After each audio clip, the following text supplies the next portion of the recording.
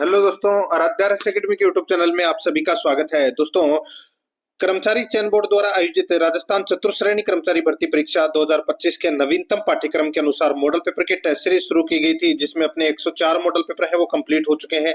आज अपना इसमें 105 नंबर का मॉडल पेपर है।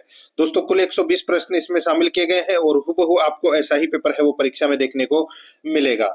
दोस्तों, अगर आपने पिछले 104 मॉडल पेपर अगर नहीं देखे हैं तो आप प्लेलिस्ट में जाइए, वहां पे आपको फोल्डर मिल जाएगा चतुर्थ श्रेणी कर्मचारी मॉडल पेपर के नाम से, वहां फोल्डर बना हुआ है। तो आप वहां जाकर पिछले मॉडल पेपरों का टेस्ट है वो अवश्य दें और प्लेलिस्ट का जो लिंक है वो आपको डिस्क्रिप्शन में मिल जाएगा। तो आप वहां जाकर भी ज्यादा से ज्यादा संख्या में आपको टेस्ट देना है, क्योंकि पेपर के अनुरूप अगर आपको डलना है तो दोस्तों ज्यादा से ज्यादा मॉडल पेपर का टेस्ट दें। देखिए, ये परीक्षा पैटर्न है। 120 प्रश्न है वो परीक्षा के अंदर पूछे जाएंगे। 2 घंटे का पेपर है वो ये रहने वाला है। ये पूर्णतः दोस्तों जो जो सिलेबस के अनुसार प्रश्नों की संख्या दे रखी है, जैसे कि यहाँ पे राजस्थान भूगोल के 20 प्रश्न है, राजस्थान इतिहास एवं कला संस्कृति के 20 प्रश्न है, राजस्थान पॉलिटी के 5 प्रश्न है, राजस्थान करंट अफेयर के 5 प्रश्न है, यानी कि 50 प्रश्न है वो सिर्फ और सिर्फ राजस्थान जीके से संबंधित होंगे। बाकी के जो 20 प्रश्न है वो दोस्तों 5 प्रश्न है भारतीय संविधान है, 5 प्रश्न है सामान्य विज्ञान है, 5 प्रश्न है भारतीय करंट अफेयर और 5 प्रश्न है बेसिक कंप्यूटर से संबंधित होंगे। यानी कि जीके से संबंधित 70 प्रश्न है वो परीक्षा के अंदर पूछे जाएंगे। हिंदी के 20 प्रश्न है, इंग्लिश के 15 प्रश्न है और 15 प्रश्न है वो गणित से संबंधित पूछे जाएंगे। यानी कि इसी पैटर्न पर अपना ये मॉडल पेपर है वो आधारित है। आराध्या एकेडमी के यूट्यूब चैनल को अगर आपने अभी तक सब्सक्राइब नहीं किया तो सब्सक्राइब जरूर करें, बेल आइकन को दबाएं, क्लास को लाइक और अपने दोस्तों के पास में शेयर जरूर करें। तो चलिए दोस्तों, शुरू करते हैं आज का अपना मॉडल पेपर नंबर 105। सबसे पहले अपन भाग 1 में राजस्थान भूगोल के 20 प्रश्न है वो पढ़ेंगे बिल्कुल सिलेबस के अकॉर्डिंग। दोस्तों, यहाँ पर देखिए, पहला प्रश्न देखिए, राजस्थान की पूर्व से पश्चिम तथा उत्तर से दक्षिण की चौड़ाई दर्शाने वाली दोनों रेखाओं या दोनों रेखाएं किस जिले में एक दूसरे को काटती है।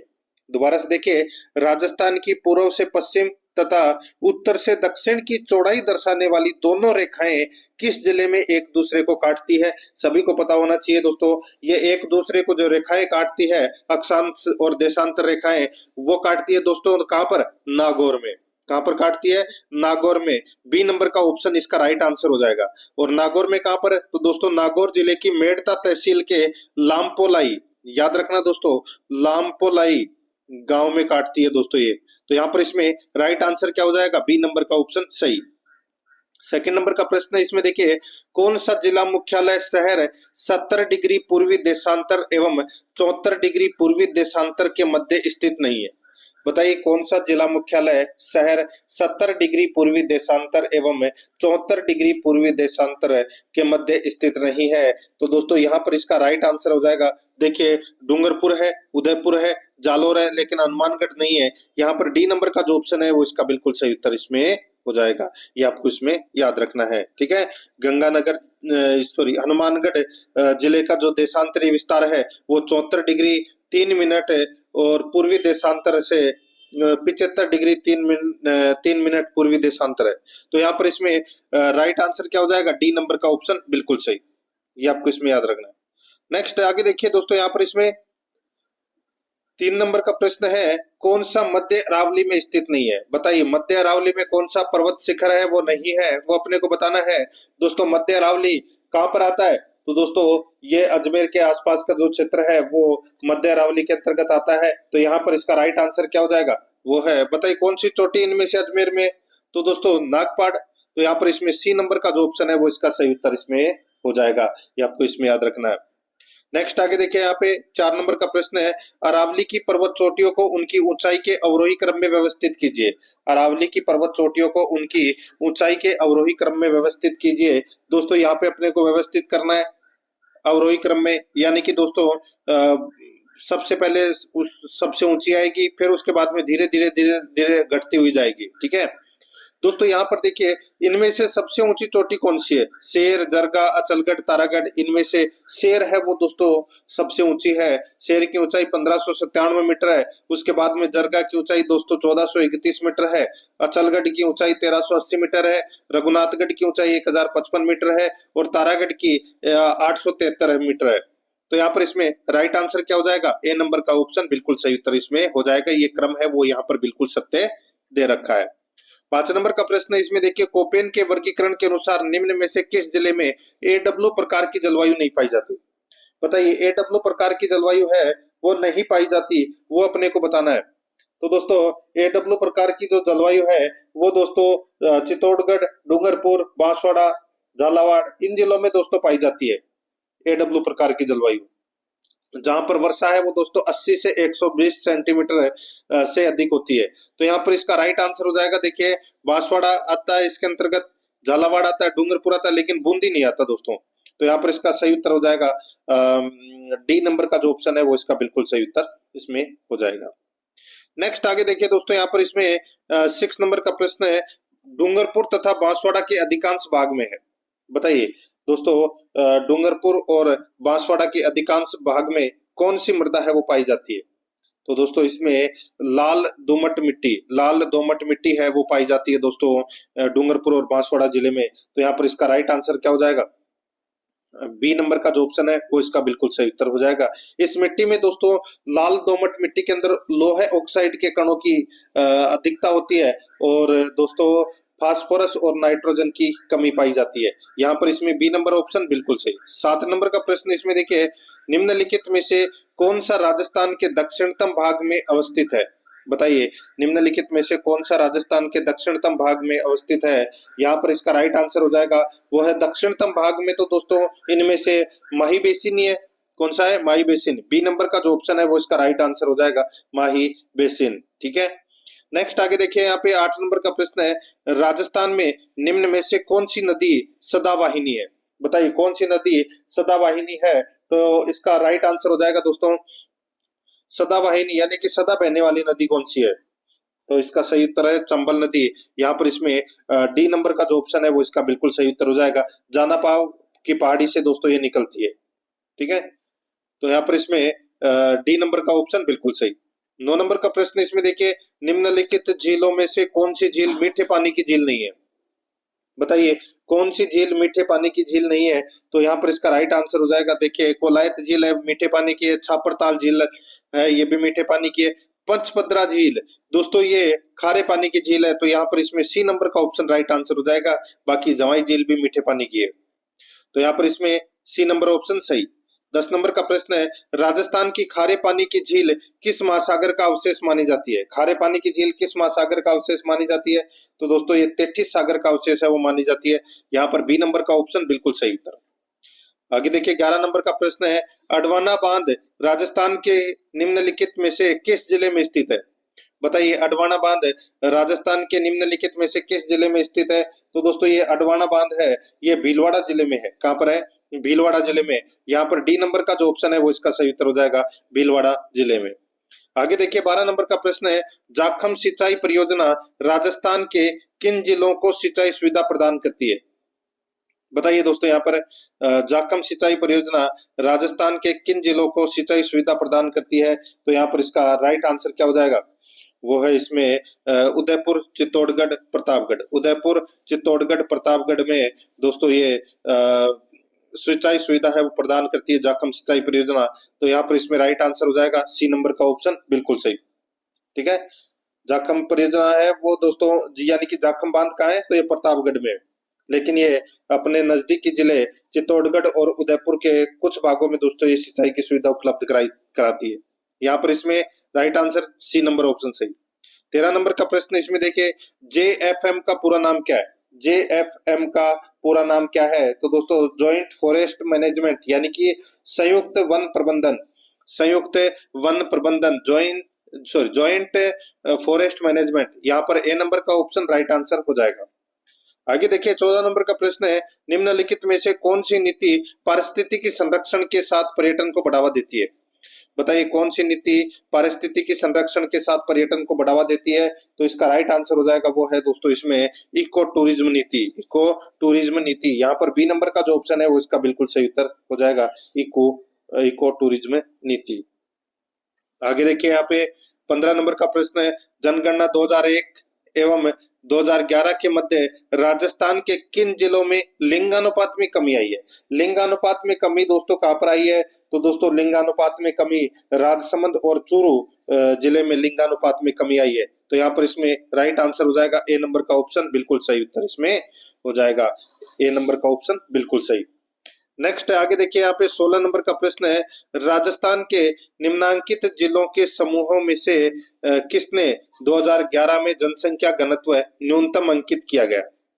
बताइए, राजस्थान के निम्नांकित जिलों के समूहों में से किसमें 2011 में जनसंख्या घनत्व न्यूनतम अंकित किया गया? तो दोस्तों जनसंख्या घनत्व न्यूनतम, सबसे कम जनसंख्या घनत्व दोस्तों जैसलमेर में 17 व्यक्ति प्रति वर्ग किलोमीटर में निवास करते हैं।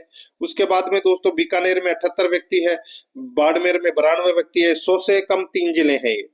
तो यहाँ पर इसका राइट आंसर हो जाएगा जैसलमेर, बीकानेर और बाड़मेर। तो यहाँ पर इसमें ए नंबर का ऑप्शन बिल्कुल सही। आगे देखिए 17 नंबर का प्रश्न है, राजस्थान में 2011 की जनगणना के अनुसार कौन सी जनजाति जनसंख्या के आधार पर द्वितीय है? बताइए दोस्तों, यहाँ पे राजस्थान में 2011 की जनगणना के अनुसार कौन सी जनजाति जनसंख्या के आधार पर द्वितीय है? तो यहाँ पर इसका सही उत्तर हो जाएगा, वो है, देखिए जनसंख्या के आधार पर द्वितीय स्थान है। तो दोस्तों इसका सही उत्तर हो जाएगा, प्रथम स्थान पर दोस्तों मीणा है और द्वितीय स्थान पर भील जनजाति है। तो यहाँ पर इसका राइट आंसर हो जाएगा भील, जो दूसरे स्थान पर है। ए नंबर का ऑप्शन सही। 18 नंबर का प्रश्न है, इसमें देखिए जयपुर मेट्रो की शुरुआत कब हुई? जयपुर मेट्रो की शुरुआत दोस्तों कब हुई? इसका राइट आंसर हो जाएगा, जयपुर मेट्रो की जो शुरुआत है वो दोस्तों 2015 में हुई थी, 3 जून 2015 को। यहाँ पर इसमें सी नंबर का ऑप्शन बिल्कुल सही उत्तर हो जाएगा। 2 चरणों में ये संचालित है।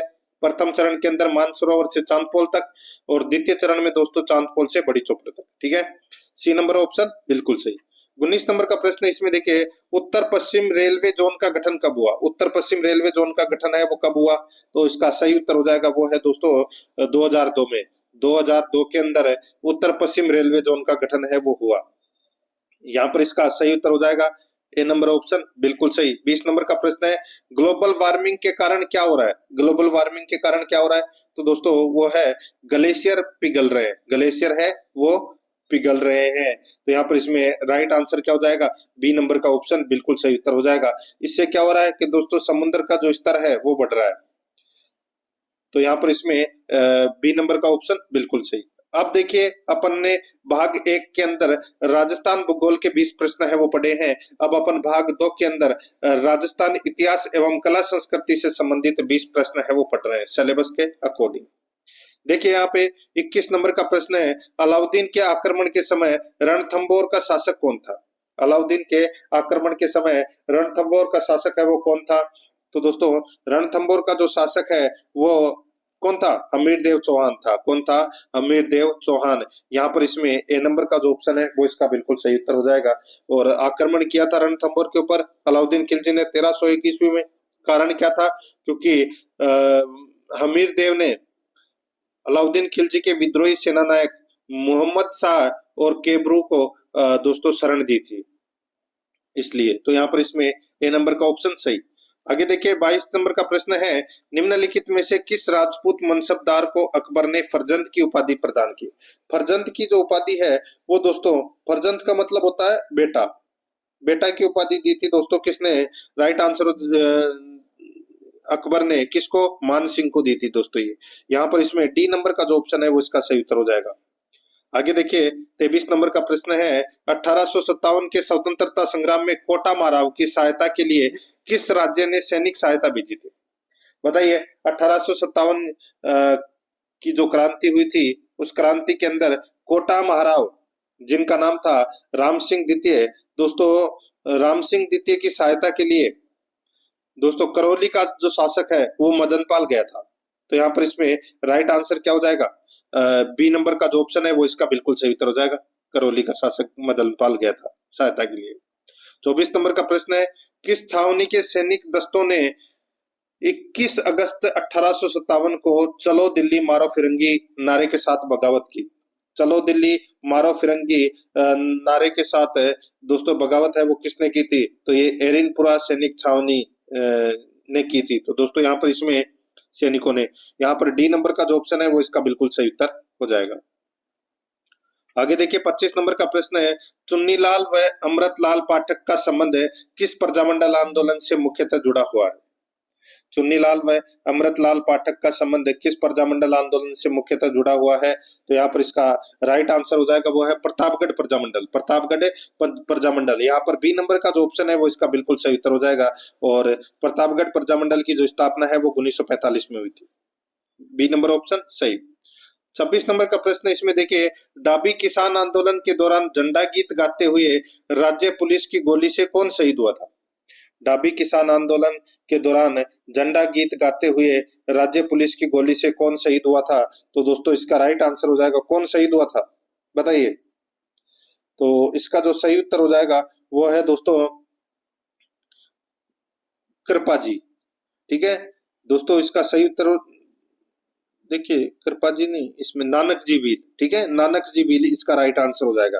देखिए 2 अप्रैल 1923 को बूंदी के डाबी गांव में दोस्तों आंदोलनकारी है वो एकजुट होकर झंडा गीत गा रहे थे। इस दौरान दोस्तों वहां की जो पुलिस ने है वो लाठीचार्ज किया और गोलीबारी की थी, जिसमें नानक जी भील है वो दोस्तों शहीद हो गए थे। तो यहाँ पर इसमें सी नंबर का ऑप्शन बिल्कुल सही उत्तर हो जाएगा, नानक जी भील। 27 नंबर का प्रश्न है, राजस्थान के एकीकरण से पूर्व राजस्थान में कितनी रियासतें और ठिकाने थे? ये तो सभी को पता होगा दोस्तों, कितनी रियासतें थी? तो दोस्तों 19 रियासतें थी और ठिकाने कितने थे? 3 ठिकाने थे। तो यहाँ पर इसमें राइट आंसर हो जाएगा सी नंबर का ऑप्शन बिल्कुल सही, जिसमें से मारवाड़ रियासत है वो दोस्तों सबसे बड़ी थी और सबसे छोटी रियासत है वो शाहपुरा थी। यहाँ पर सी नंबर ऑप्शन सही। 28 नंबर का प्रश्न है, राजस्थान के एकीकरण प्रक्रिया के समय मत्स्य संघ की वार्षिक आय कितनी थी? मत्स्य संघ की जो वार्षिक आय है वो दोस्तों कितनी थी? इसका राइट आंसर हो जाएगा मत्स्य संघ की वार्षिक आय है वो 184 लाख रुपए थी। कितनी? 184 लाख रुपए। यहाँ पर डी नंबर का जो ऑप्शन है वो इसका बिल्कुल सही उत्तर इसमें हो जाएगा, याद रखना। नेक्स्ट आगे देखिए, यहाँ पर 29 नंबर का प्रश्न है, राजस्थान की सभी रियासतों को मिलाकर राजस्थान यूनियन का गठन करने हेतु 25-26 जून 1946 को राजपुताना, गुजरात व मालवा के नरेशों को सम्मेलन किसने बुलाया? बताइए, सम्मेलन के लिए दोस्तों किसने बुलाया था? राजस्थान की सभी रियासतों को मिलाकर राजस्थान यूनियन का गठन करने के लिए 25-26 जून 1946 को राजपुताना, गुजरात व मालवा के नरेशों को सम्मेलन का जो सम्मेलन है वो किसने बुलाया था? दोस्तों इसका जो राइट आंसर हो जाएगा, ये सम्मेलन बुलाया था दोस्तों मेवाड़ महाराणा भूपाल सिंह ने। मेवाड़ महाराणा भूपाल सिंह ने दोस्तों ये बुलाया था। तो यहाँ पर इसमें राइट आंसर क्या हो जाएगा? ए नंबर का जो ऑप्शन है वो इसका बिल्कुल सही। आगे देखिए 30 नंबर का प्रश्न है, क्रांतिकारी जिसने मेहनत प्यारेलाल हत्याकांड में सजा मिली थी। बताइए वह क्रांतिकारी जिसने मेहनत प्यारेलाल हत्याकांड में वो शामिल थे और इसके लिए दोस्तों उनको सजा मिली थी, क्या नाम था उनका? तो राइट आंसर हो जाएगा वो है दोस्तों केसरी सिंह बारठ। केसरी सिंह बारठ है। यहाँ पर सी नंबर का जो ऑप्शन है वो इसका बिल्कुल सही उत्तर इसमें हो जाएगा, ये आपको इसमें याद रखना है। ठीक है, दोषी ठहराए गए थे ये मेहनत प्यारेलाल हत्याकांड में और इनको दोस्तों 20 वर्ष का कारावास हुआ था। तो यहाँ पर इसका सही उत्तर हो जाएगा सी नंबर ऑप्शन सही। 31 नंबर का प्रश्न इसमें देखिए, निम्न में से कौन सा युग्म गलत सुमेलित है? बताइए कौन सा युग्म गलत सुमेलित है? यहाँ पर आप देख सकते हैं पाबूजी। दोस्तों पाबूजी का जन्म है वो कोड़ुमंड जोधपुर में हुआ था, बिल्कुल सही है। तेजाजी का जन्म करनाल में हुआ था, दोस्तों ये भी बिल्कुल सही है। मल्लीनाथ जी गागरोन, ये गलत हो जाएगा। दोस्तों यहाँ पर देखिए इनका मुख्य मंदिर भी पूछा गया है। देखिए रामदेव जी का जो जन्म स्थान है वो उंडू कश्मीर है। ठीक है, उंडू कश्मीर है। तो दोस्तों यहाँ पर देखिए मल्लीनाथ जी का जो जन्म है वो गागरोन में नहीं हुआ था, तो कहां पर हुआ था? तो दोस्तों इनका जो जन्म और प्रमुख स्थल है वो बालोतरा जिले में दोस्तों लूणी नदी के किनारे तिलवाड़ा है। ठीक है, वहां पर दोस्तों इनका जन्म हुआ था। तो यहाँ पर इसमें राइट आंसर क्या हो जाएगा? सी नंबर का ऑप्शन राइट आंसर, ये इसमें गलत दे रखा है, बाकी तीनों का जन्म है वो सही दे रखा है। आगे देखिए 32 नंबर का प्रश्न है, बाबा रामदेव की आराधना में किया जाने वाला नृत्य कौन सा है? बाबा रामदेव की आराधना में किया जाने वाला नृत्य कौन सा है? तो दोस्तों वो नृत्य है कौन सा? तो वो है तेरह ताली नृत्य। कौन सा? तेरह ताली नृत्य। यहाँ पर बी नंबर का ऑप्शन बिल्कुल सही उत्तर हो जाएगा, तेरह ताली नृत्य। 33 नंबर का प्रश्न इसमें देखिए, लाल पत्थरों से निर्मित मेहरानगढ़ दुर्ग किस पहाड़ी पर स्थित है? लाल पत्थरों से निर्मित मेहरानगढ़ दुर्ग किस पहाड़ी पर स्थित है? राइट आंसर हो जाएगा ये मेहरानगढ़ है, ये दोस्तों जोधपुर में है और ये चिड़िया टूक पहाड़ी पर ये स्थित है। तो यहाँ पर इसका सही उत्तर हो जाएगा चिड़िया टूक पहाड़ी पर यह स्थित है। सी नंबर ऑप्शन सही। 34 नंबर का प्रश्न है उदयपुर के निकट एकलिंग जी का मंदिर किस शासक ने बनवाया था? एकलिंग जी के मंदिर का निर्माण दोस्तों किसने करवाया था? तो यहाँ पर इसका राइट आंसर हो जाएगा वो है दोस्तों बप्पा रावल ने करवाया था। यहाँ पर डी नंबर का जो ऑप्शन है वो इसका सही उत्तर हो जाएगा बप्पा रावल ने। 35 नंबर का प्रश्न है, इसमें देखिए हवा महल जयपुर के बारे में कौन सा या कौन से बयान है वो सही है? हवा महल जयपुर के बारे में कौन सा या कौन से बयान सही है? यहाँ पर आप देख सकते हैं दोस्तों हवा महल एक 8 मंजिला इमारत है, गलत हो जाएगा। हवा महल दोस्तों 5 मंजिला इमारत है, ठीक है। हवा महल का निर्माण सवाई प्रताप सिंह ने करवाया था, बिल्कुल सही बात है दोस्तों, इसका निर्माण है वो सवाई प्रताप सिंह ने करवाया था। आगे देखिए यहाँ पे हवा महल 953 झरोखे या जटिल डिजाइनों से सजाई गई खिड़कियां हैं, तो दोस्तों बिल्कुल सही बात है। इसमें झरोखे कितने हैं दोस्तों? 953 झरोखे, ठीक है। तो यहाँ पर इसमें सही कौन कौन सा है? कूट भाषा में अपने को उत्तर देना है, तो एक तो 2 सही है और एक 3 सही है। तो यहाँ पर इसमें राइट आंसर क्या हो जाएगा? डी नंबर का ऑप्शन बिल्कुल सही, 2 व 3 इसमें क्या है? सही है। 36 नंबर का प्रश्न है, इसमें देखिए वह स्थान जो अपने मृदा शिल्प के लिए प्रसिद्ध है, वह स्थान जो अपने मृदा शिल्प के लिए प्रसिद्ध है, तो दोस्तों इसका सही उत्तर हो जाएगा वो है इसमें मोलेला। मोलेला है ये दोस्तों मृदा शिल्प के लिए विख्यात है। यहाँ पर इसमें सही उत्तर क्या हो जाएगा? ए नंबर का जो ऑप्शन है वो इसका सही उत्तर हो जाएगा। कहाँ पर है ये मोलेला? तो ये राजसमंद में है दोस्तों, ठीक है। इसमें काली मिट्टी के बर्तन व खिलौने बनाए जाते हैं। यहाँ पर इसका सही उत्तर ए नंबर ऑप्शन सही। 37 नंबर का प्रश्न है कठपुतलियों का निर्माण मुख्य रूप से होता है, कठपुतलियों का निर्माण मुख्य रूप से होता है, तो यहाँ पर इसका राइट आंसर हो जाएगा वो है दोस्तों ये उदयपुर में होता है कठपुतलियों का निर्माण, ठीक है। तो यहाँ पर इसमें राइट आंसर हो जाएगा ए नंबर का ऑप्शन बिल्कुल सही, उदयपुर। 38 नंबर का प्रश्न है निम्नलिखित में से कौन सी गायकी लोक गायकी की श्रेणी में सम्मिलित नहीं है? कौन सी गायकी लोक गायकी की श्रेणी में सम्मिलित नहीं है? तो दोस्तों इसका जो राइट आंसर हो जाएगा वो है इसमें कौन सा, बताइए। इसका दोस्तों सही उत्तर हो जाएगा वो है इसमें डोला है, आला है, बारहमासा है, लेकिन ध्रुपद नहीं है। ध्रुपद है ये दोस्तों एक शास्त्रीय संगीत की शैली है। राइट आंसर इसमें सी नंबर ऑप्शन बिल्कुल सही। आगे देखिए 39 नंबर प्रश्न है राजस्थान में त्योहारों का आगमन किस त्योहार से माना जाता है? त्योहारों का आगमन किस त्योहार से माना जाता है? इसका सही उत्तर हो जाएगा वो है दोस्तों त्योहारों का आगमन है। दोस्तों आपने एक कहावत तो सुनी होगी, तीज त्योहार बावड़ी ले डूबी गणगौर। तो दोस्तों तीज से, श्रावणी तीज से दोस्तों ये त्योहार है वो प्रारंभ होते हैं। यहाँ पर इसमें सही उत्तर हो जाएगा बी नंबर का ऑप्शन बिल्कुल सही, श्रावण तीज। आगे देखिए 40 नंबर का प्रश्न है अमरशाही किसका नाम है? अमरशाही किसका नाम है? राइट आंसर हो जाएगा अमरशाही है ये दोस्तों एक पगड़ी का नाम है। क्या है? पगड़ी का नाम है। यहाँ पर डी नंबर का जो ऑप्शन है वो इसका सही उत्तर हो जाएगा, पगड़ी का नाम है ये। आगे देखिए अब अपन भाग 3 के अंदर दोस्तों भारतीय संविधान से संबंधित 5 प्रश्न है वो पूछे जाएंगे सिलेबस के अकॉर्डिंग। देखिए यहाँ पे 41 नंबर का प्रश्न है भारत के संविधान को किसने अंगीकृत किया? भारत के संविधान को किसने अंगीकृत किया? राइट आंसर हो जाएगा वो है दोस्तों भारत के संविधान को अंगीकृत किसने किया? तो दोस्तों वो है संविधान सभा ने, यानी कि संविधान सभा में भारत की जनता के प्रतिनिधियों ने संविधान सभा को अंगीकार है वो किया था, अंगीकार या अंगीकृत किया था। यहाँ पर सी नंबर का ऑप्शन बिल्कुल सही। नेक्स्ट आगे देखिए यहाँ पे 42 नंबर का प्रश्न है निम्न में से गांधी जी की स्वतंत्र भारत के संविधान से कौन से अपेक्षा थी? बताइए निम्न में से गांधी जी की स्वतंत्र भारत के संविधान से कौन सी अपेक्षाएं थी? तो बताइए कौन सी अपेक्षाएं थी? यहाँ पर देखिए यह भारत को दासता एवं संरक्षण से मुक्ति दिलाने वाला होगा। दूसरा देखिए देश के अंतर्गत सभी समुदाय पूर्ण सामंजस्य से रहने चाहिए, बिल्कुल सही है। महिलाएं पुरुषों के समान भारत में समान अधिकारों का उपयोग करेगी, तो दोस्तों ये भी बिल्कुल सही है। तो यहाँ पर इसका राइट आंसर हो जाएगा उपयुक्त में से एक से अधिक। यहाँ पर डी नंबर का ऑप्शन बिल्कुल सही उत्तर हो जाएगा।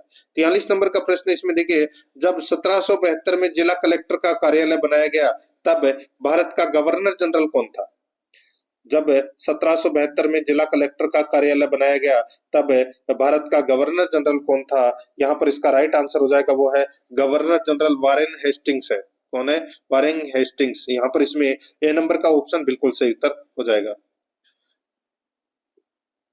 आगे देखिए यहाँ पे 44 नंबर का प्रश्न है, निम्न में से 1928 में मोतीलाल नेहरू तथा अन्य द्वारा एवं 1931 में भारतीय राष्ट्रीय कांग्रेस के कराची अधिवेशन द्वारा प्रारूपित भारत के संविधान की कौन सी सामान्य विशेषता थी? तो कौन सी सामान्य विशेषता थी?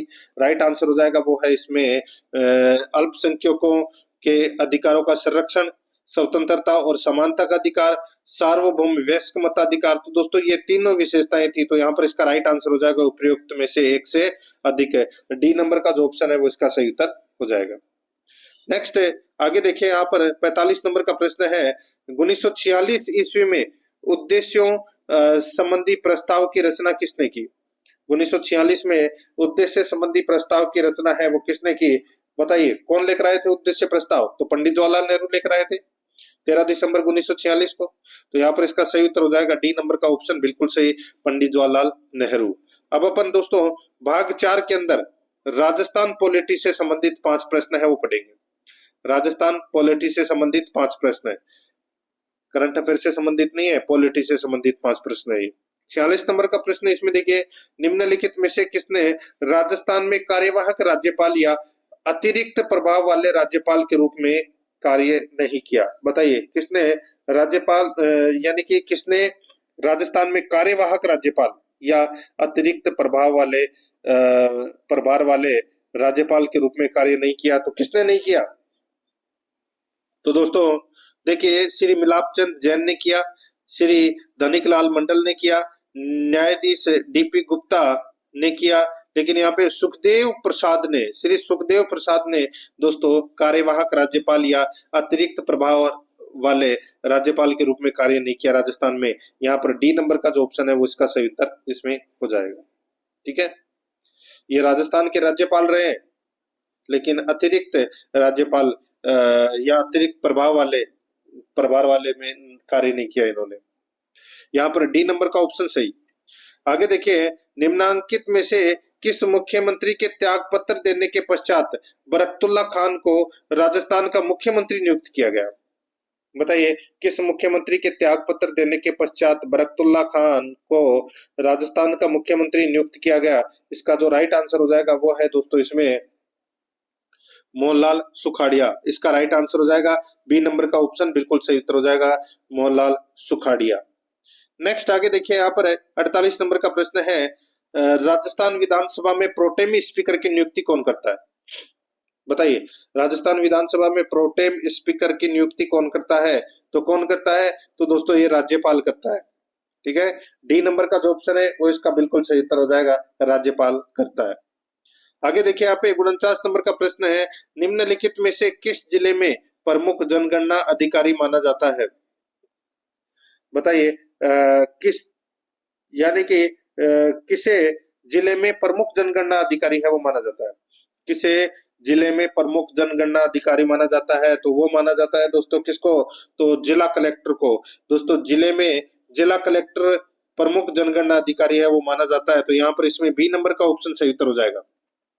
50 नंबर का प्रश्न है, राज्य सूचना आयोग के सदस्यों की नियुक्ति राज्यपाल द्वारा समिति द्वारा सिफारिश पर की जाती है जिसका सदस्य नहीं होता है?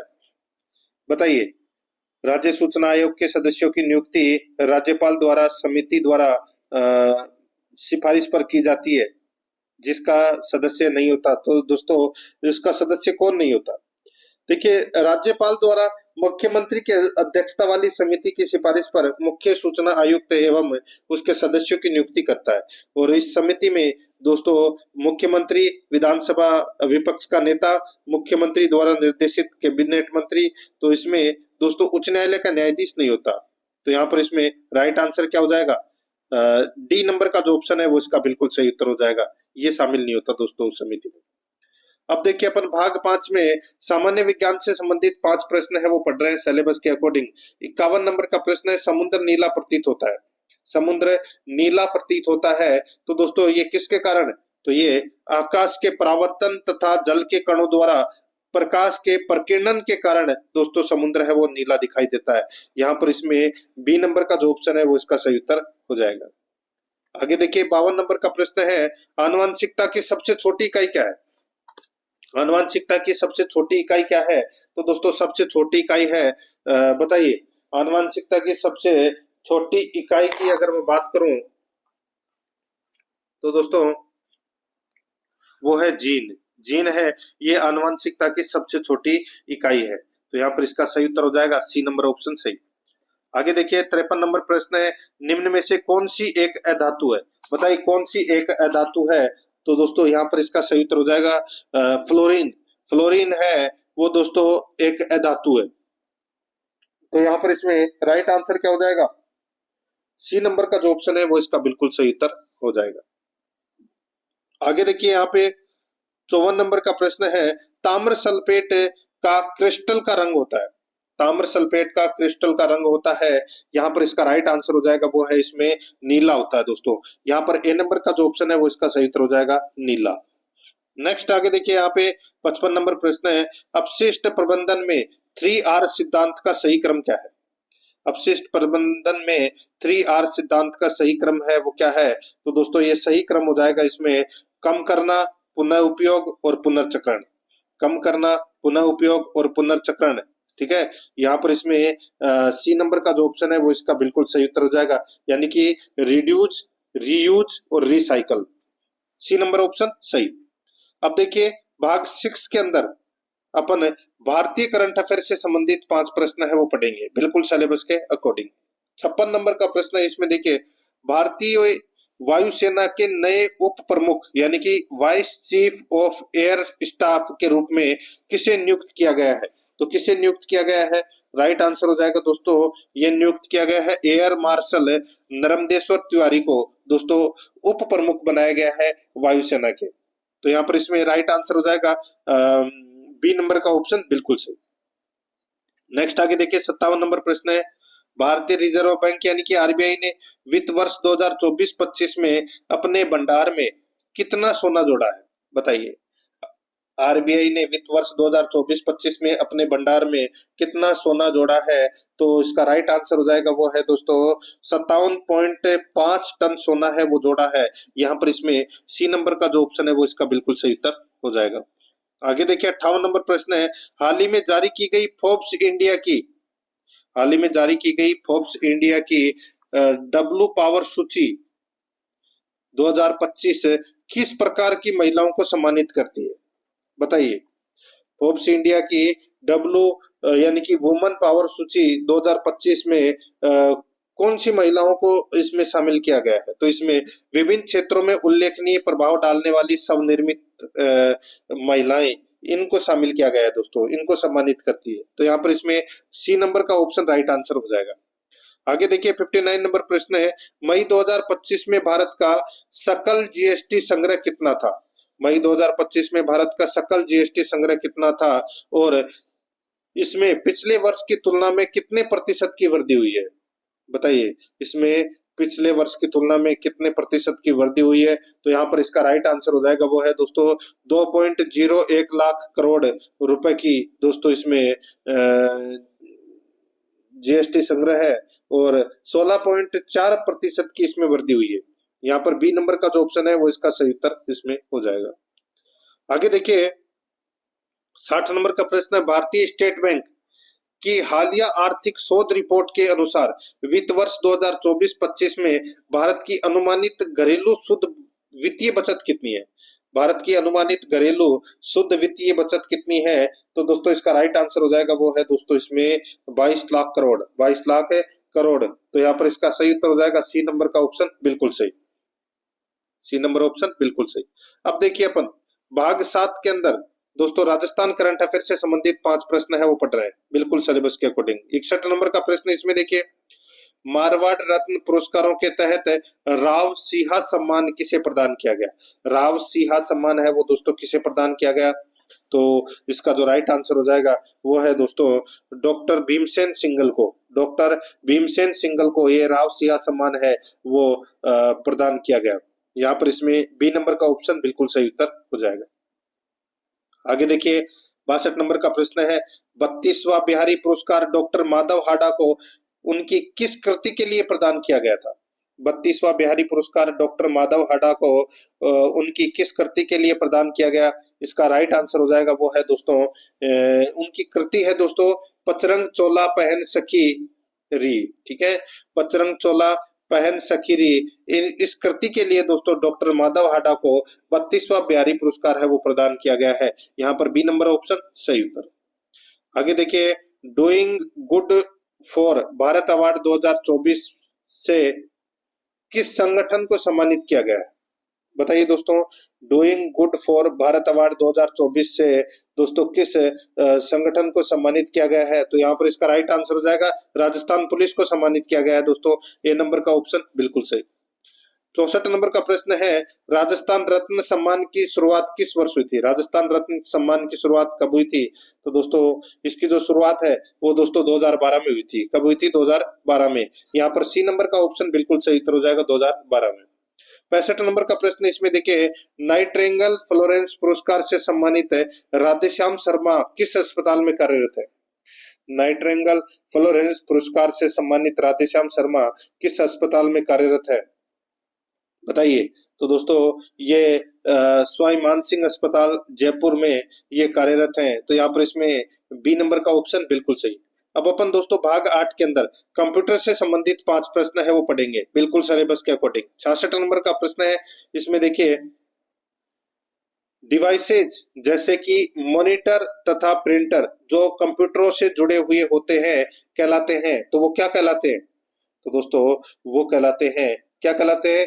इसका सही उत्तर हो जाएगा वो है पेरिफेरल डिवाइसेज कहलाते हैं। पेरिफेरल डिवाइसेज कहलाते हैं। यहाँ पर इसमें सही उत्तर हो जाएगा सी नंबर ऑप्शन सही। 67 नंबर का प्रश्न इसमें देखिए, फाइल खोलने के लिए शॉर्टकट क्या है? शॉर्टकट की क्या है? तो दोस्तों देखिए फाइल खोलने के लिए कंट्रोल प्लस ओ, यानी कि ओ का मतलब ओपी, तो कंट्रोल प्लस ओ का प्रयोग करते हैं नई फाइल खोलने के लिए। तो यहाँ पर इसमें सॉरी फाइल खोलने के लिए, ठीक है, पहले से बनी हुई फाइल को खोलने के लिए कंट्रोल प्लस ओ का प्रयोग करते हैं, और नई फाइल खोलने के लिए दोस्तों कंट्रोल प्लस एन का उपयोग किया जाता है। तो यहाँ पर इसमें डी नंबर का ऑप्शन सही उत्तर। आगे देखिए एमएस एक्सेल में सेल्स में दिए गए कमेंट्स कहलाते हैं। बताइए एमएस एक्सेल में सेल्स में दिए गए कमेंट्स कहलाते हैं, तो वो क्या कहलाते हैं? वो कहलाते हैं दोस्तों सेल टिप कहलाते हैं। यहाँ पर इसमें बी नंबर का ऑप्शन बिल्कुल सही, सेल टिप। 69 नंबर का प्रश्न इसमें देखिए, प्रारंभ में स्लाइड शो को आरंभ करने के लिए व्यक्ति को दबाना चाहिए और वर्तमान स्लाइड शो से आरंभ करने के लिए व्यक्ति को दबाना चाहिए। बताइए कौन सी की दबानी चाहिए? तो दोस्तों आप यहाँ पर देख सकते हैं, इसमें देखिए प्रारंभ में स्लाइड शो को आरंभ करने के लिए दोस्तों व्यक्ति को F5 है वो दबाना चाहिए, F5 दबाना चाहिए, और वर्तमान स्लाइड शो से आरंभ करने के लिए व्यक्ति को दोस्तों शिफ्ट प्लस F5 दबाना चाहिए। यहाँ पर इसमें ए नंबर का जो ऑप्शन है वो इसका सही उत्तर हो जाएगा। आगे देखिए सफारी एक है, बताइए क्या है सफारी?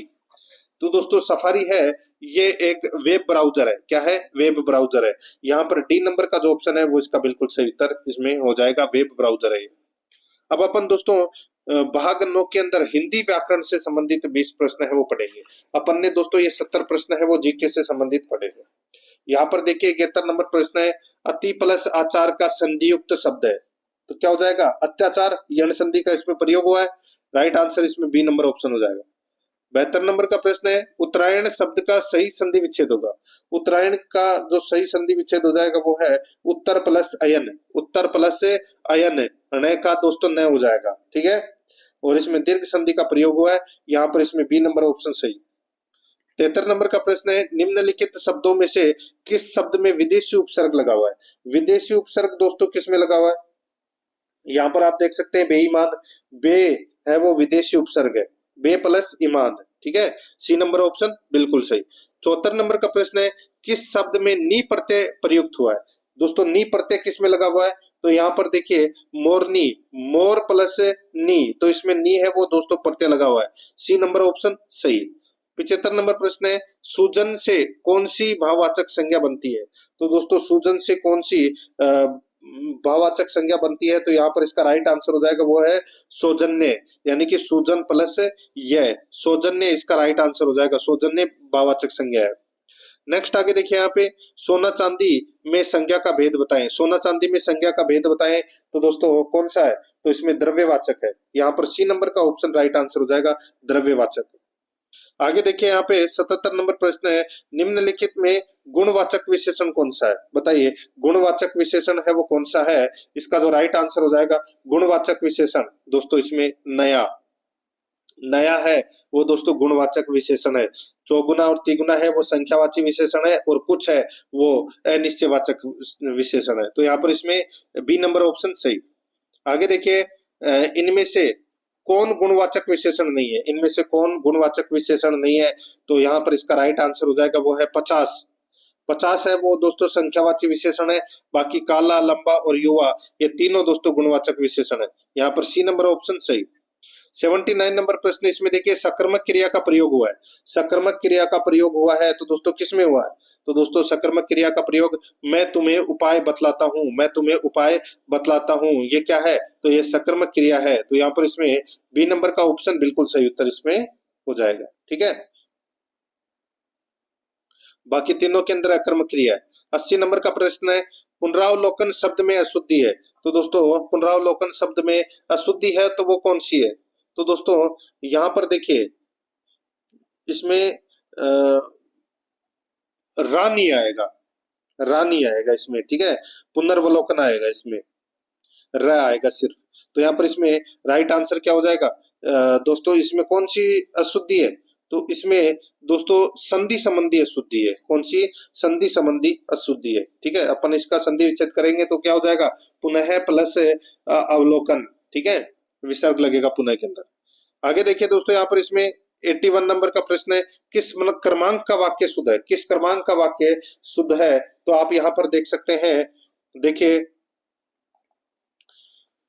विदुषी स्त्री का सम्मान करना चाहिए, विदुषी स्त्री का सम्मान करना चाहिए, यह वाक्य क्या है? शुद्ध है। ठीक है, आगे देखिए कई पुलिस के कर्मचारियों, कई पुलिस नहीं होता, पुलिस के कई कर्मचारी होता है। ठीक है, शरीर के कोई अंग होते हैं, शरीर पर कई अंग होते हैं, शरीर के कई अंग होते हैं, कोई, ये गलत है। अपने बच्चे बहादुर बनाओ, अपने बच्चे बहादुर बनाओ। तो दोस्तों अपने बच्चों को बहादुर बनाओ या अपने बच्चे को बहादुर बनाओ। तो यहाँ पर को भी आएगा। तो यहाँ पर इसमें एक ही सही है, बी नंबर का ऑप्शन राइट आंसर। आगे देखिए 82 नंबर का प्रश्न है, इनमें से कौन सा विलोम युग्म सही नहीं है? बताइए कौन सा विलोम युग्म सही नहीं है? आप यहाँ पर देख सकते हैं, देखिए इसमें रीत का अनृत हो जाएगा, बिल्कुल सही है। प्राचीन का अर्वाचीन हो जाएगा, ये भी बिल्कुल सही है। लौकिक का सांसारिक गलत हो जाएगा। लौकिक का दोस्तों या तो होगा अलौकिक या पारलौकिक होता है। ठीक है, ये सांसारिक इसमें गलत दे रखा है। स्थावर का जंगम होता है, बिल्कुल सही है। सी नंबर का ऑप्शन सही उत्तर हो जाएगा इसमें। 83 नंबर प्रश्न है, कौन सा विलोम शब्द युग्म सही नहीं है? कौन सा विलोम शब्द युग्म सही नहीं है? यहाँ पर आप देख सकते हैं, इसमें देखिए साकार का निराकार होता है, साक्षर का निरक्षर होता है, ज्ञानी का अज्ञानी होता है, पूर्व का यहाँ पे अपूर्व होता है, गलत दे रखा है ये दोस्तों। पूर्व का विलोम है वो पश्चात होता है। क्या होता है? पश्चात, यानी कि बाद में। तो यहाँ पर इसमें डी नंबर का ऑप्शन बिल्कुल सही उत्तर हो जाएगा। आगे देखिए कौन सा शब्द भ्रमर का पर्यायवाची नहीं है? बताइए कौन सा शब्द भ्रमर का पर्यायवाची नहीं है? यहाँ पर आप देख सकते हैं आली, मिलंद और भ्रंग, ये दोस्तों तीनों है ये भ्रमर यानी कि भोरा का पर्यायवाची है। लेकिन यहाँ पे ब्रजेश है, ये दोस्तों कृष्ण का पर्यायवाची है। तो यहाँ पर इसमें C number option right answer.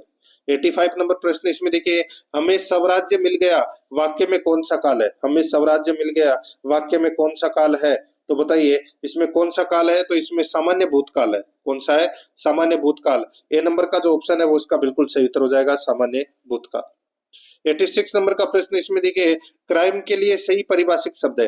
Crime के लिए सही परिभाषिक शब्द कौन सा है? तो वो है दोस्तों अपराध। कौन सा है? अपराध। बी नंबर का ऑप्शन बिल्कुल सही उत्तर हो जाएगा, अपराध। 87 नंबर प्रश्न इसमें देखिए, सही उत्तर छाटे, सही उत्तर छाटना है। यहाँ पे देखिए सेनागार, सेनागार कातर, हिमालय संरचना के आधार पर क्रमशः इनका परिचय है। तो दोस्तों इनका परिचय है। तो दोस्तों यहाँ पर देखिए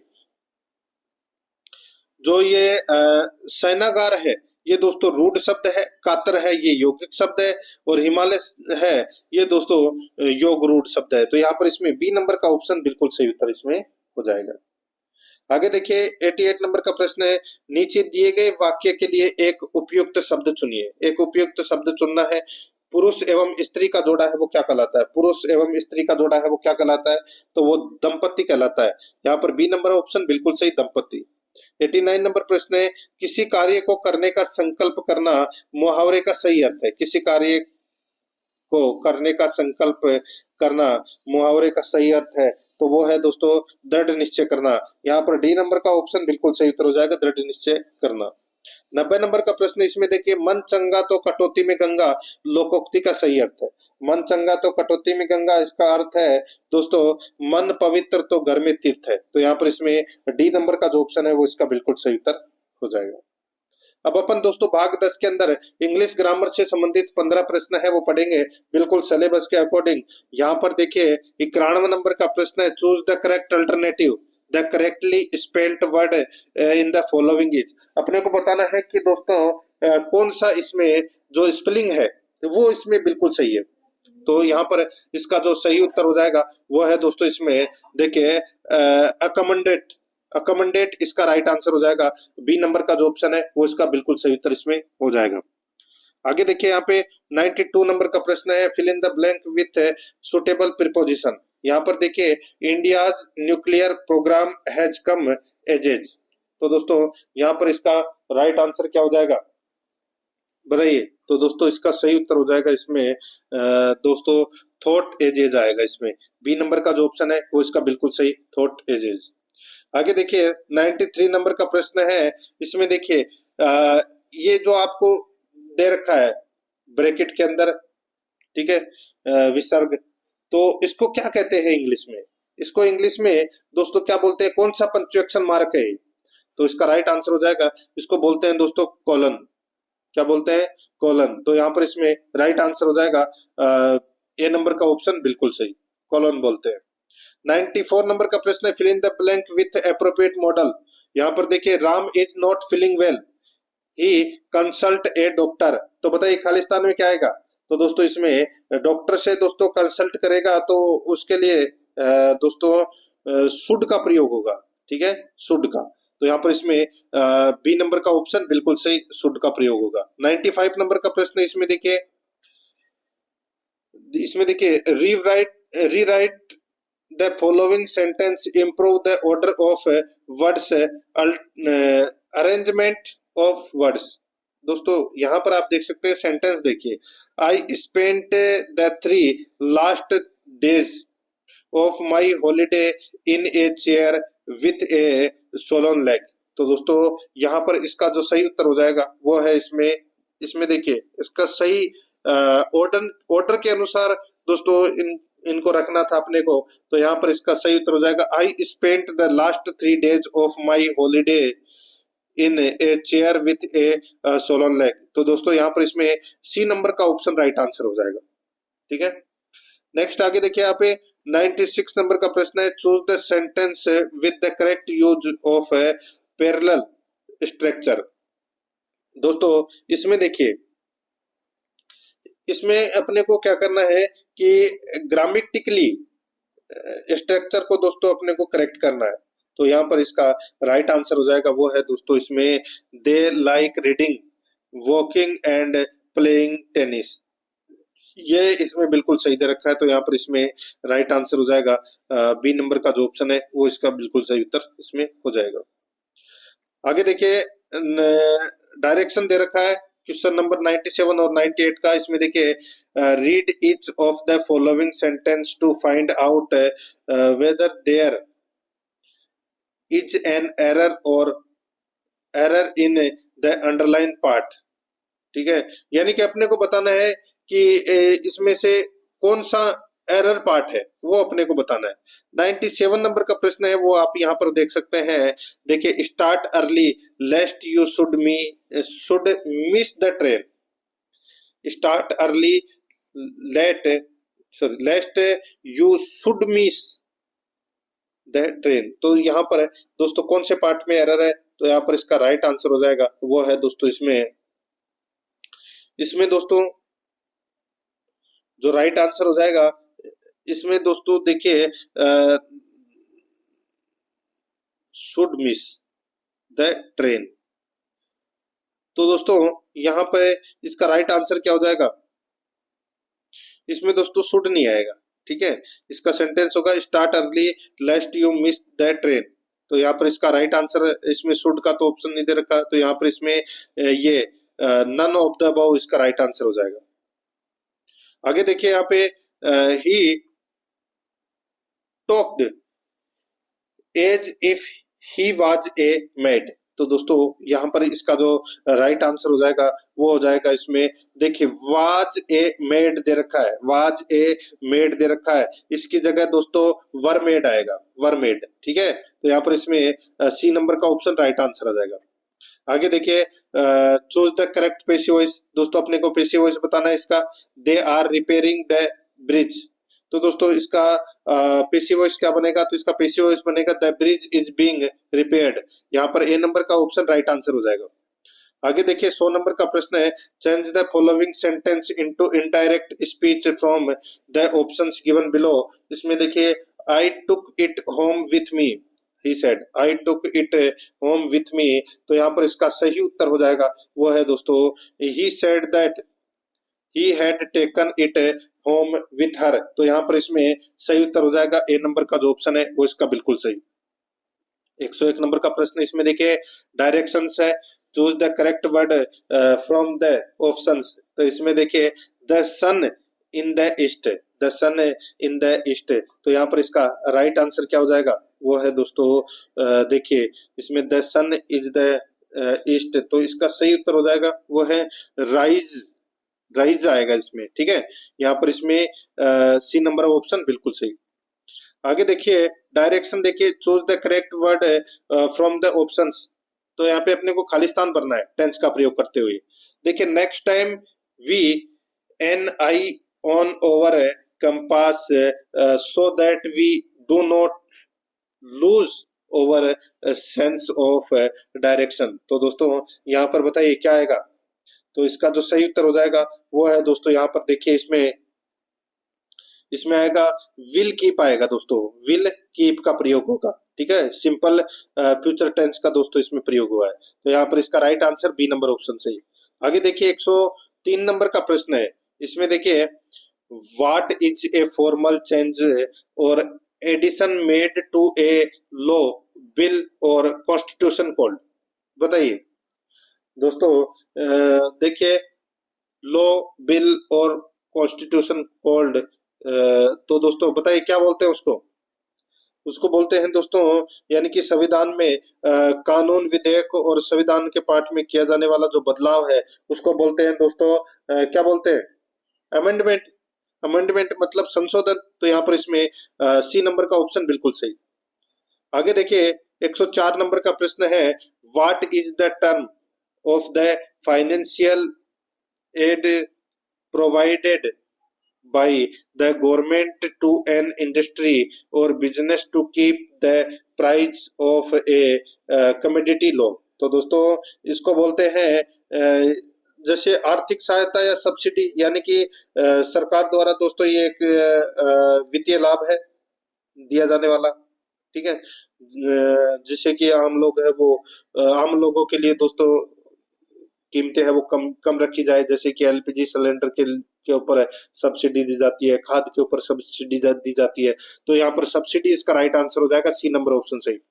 105 नंबर का प्रश्न है, convert the following negative sentence into an affirmative one. तो इसमें देखिए there is no smoke without fire.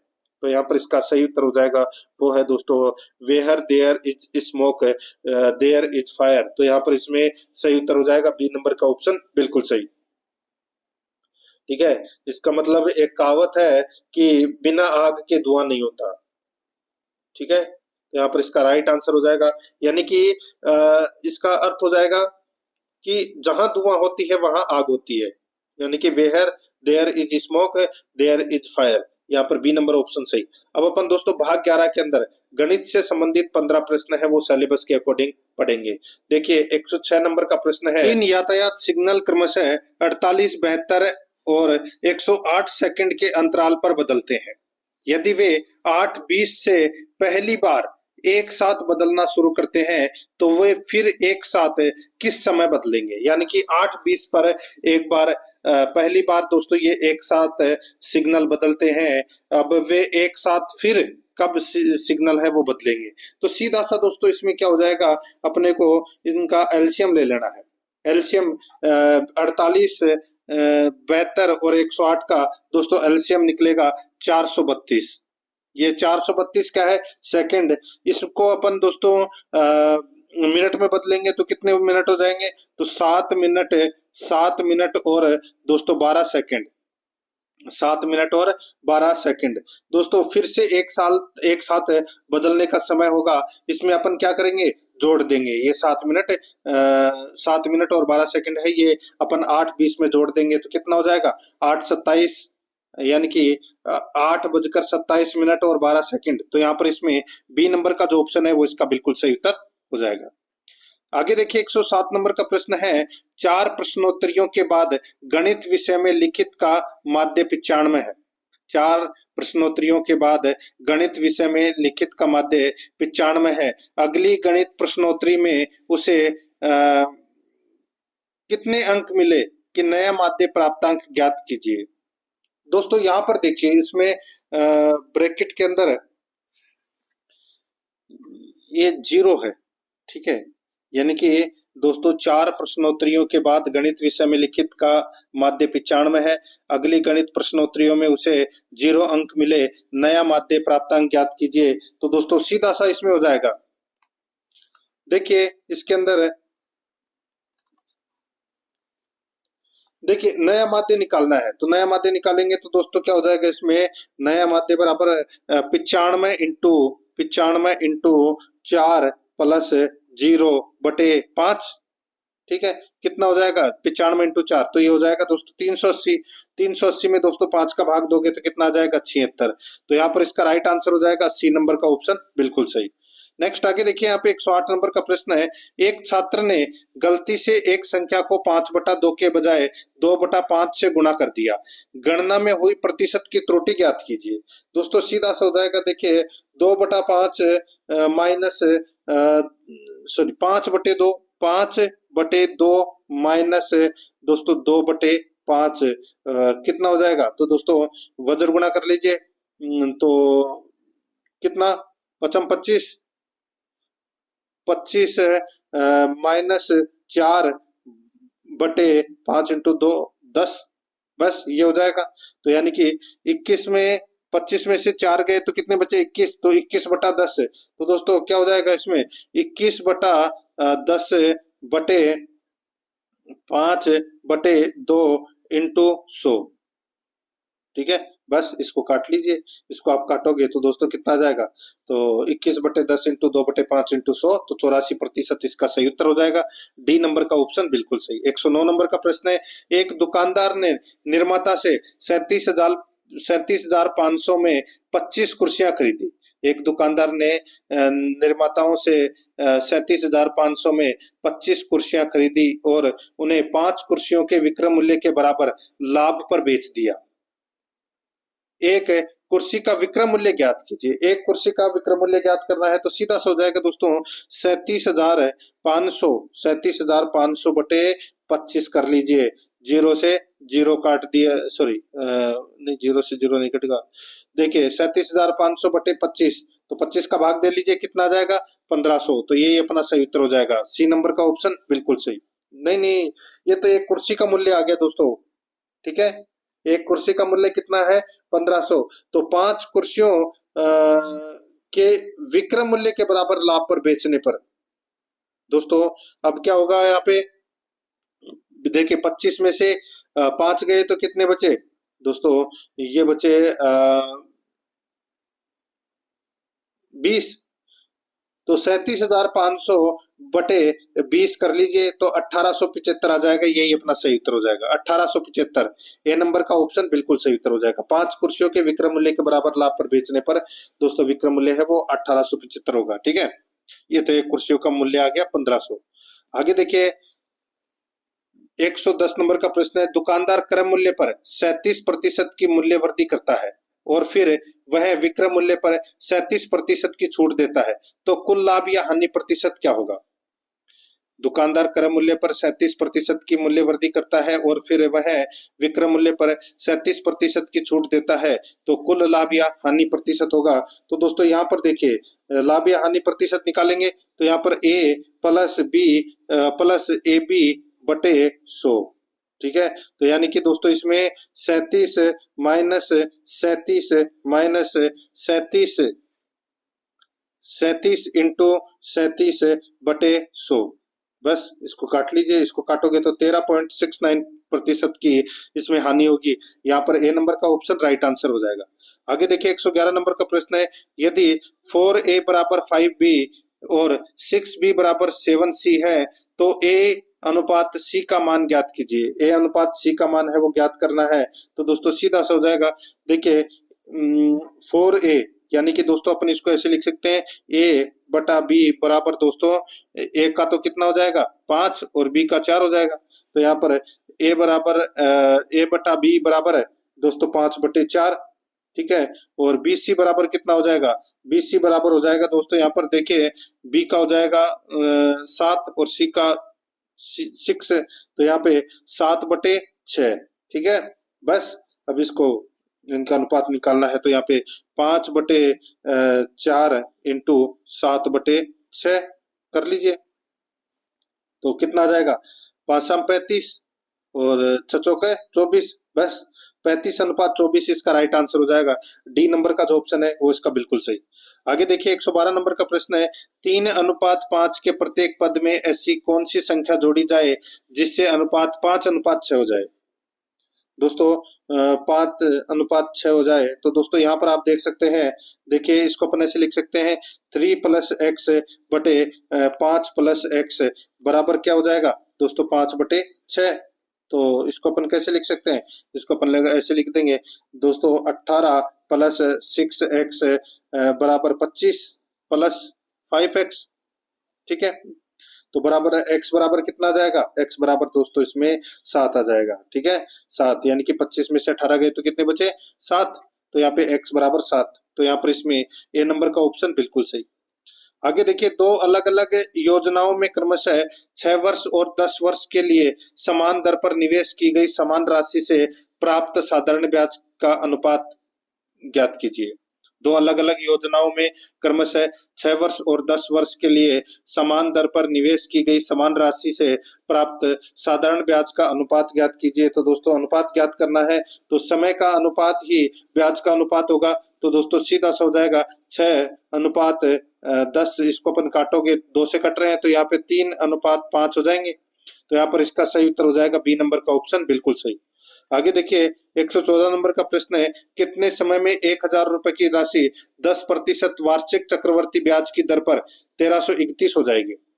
तो दोस्तों सीधा सा हो जाएगा। ये तो दोस्तों इसमें तो दिमाग लगाने की जरूरत ही नहीं है, 3 वर्ष में हो जाएगा। तो यहाँ पर बी नंबर का ऑप्शन बिल्कुल सही। इसको अपन डायरेक्ट करोगे तो ऐसे भी कर सकते हैं 1000 इंटू 110 बटे 100 इंटू 110 बटे 100 इंटू 110 बटे 100।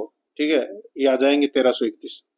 आगे देखिए यहाँ पे एक पुरुष और एक महिला एक कार्य को क्रमशः 8 और 12 दिनों में पूरा कर सकते हैं।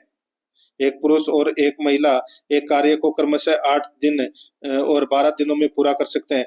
2 पुरुष और 3 महिलाएं उस कार्य को कितने दिनों में पूरा कर पाएंगे? 2 पुरुष और 3 महिलाएं उस कार्य को कितने दिनों में पूरा कर पाएंगे? तो दोस्तों यहाँ पर देखिए इसमें यहाँ पे 8 और 12 दिन दे रखे हैं और दोस्तों यहाँ पे समता क्या हो जाएगी? इसमें 12 और 8 हो जाएगी, यानी कि इसका अनुपात कितना हो जाएगा? 3 अनुपात 2। ठीक है, तो 2 आदमी प्लस 3 महिलाएं, तो दोस्तों सीधा सा हो जाएगा यहाँ पे 2 इंटू 3 प्लस 3 इंटू 2 कितना हो जाएगा? 12।